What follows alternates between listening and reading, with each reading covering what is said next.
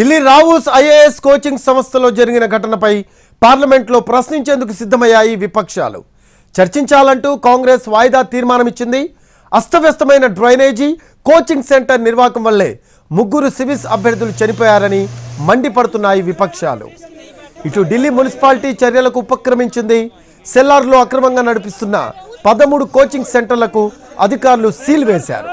నిబంధనలకు విరుద్ధంగా సెల్లార్లలో కోచింగ్ సెంటర్లు నిర్వహించడం వల్లే నోటీసులు ఇచ్చి చర్యలు తీసుకున్నట్లు తెలిపారు. మరోవైపు ఈ దుర్ఘటనపై ఢిల్లీ హైకోర్టులో పిటిషన్ దాఖలైంది. భవిష్యత్తులో ఇలాంటి ఘటనలు జరగకుండా ఢిల్లీ మున్సిపాలిటీ కార్పొరేషన్ తక్షణమే చర్యలు తీసుకునేలా ఆదేశాలు జారీ చేయాలని కోరుతూ ఓ ఎన్జీఓ పిటిషన్ దాఖలు చేసింది. రావుస్ కోచింగ్ సెంటర్లో డ్రైనేజీ వ్యవస్థ, భద్రతా చర్యలు లేకపోవడం వల్లే 3 విద్యార్థులు మృతి చెందినట్లు అధికారులు తెలిపారు. ఈ ఘటనలో నేరపూరిత హత్య, ఇతర అభియోగాల కింద అరెస్టైన కోచింగ్ సెంటర్ యజమాని, సెంటర్ కోఆర్డినేటర్కు కోర్టు 14 రోజుల జ్యుడిషియల్ రిమాండ్ విధించింది. పార్కింగ్, సరుకు నిల్వ పేరుతో అనుమతి తీసుకొని సెల్లార్లో అక్రమంగా లైబ్రరీ నిర్వహిస్తున్నట్లు చెప్పారు.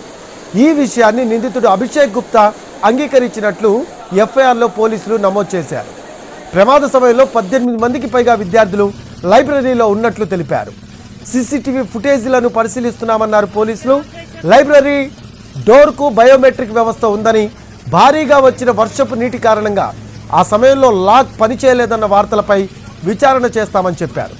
ఆ సెల్లార్లో మునుగునీరు బయటకు వెళ్లే వ్యవస్థ కూడా లేదన్నారు ఆయన.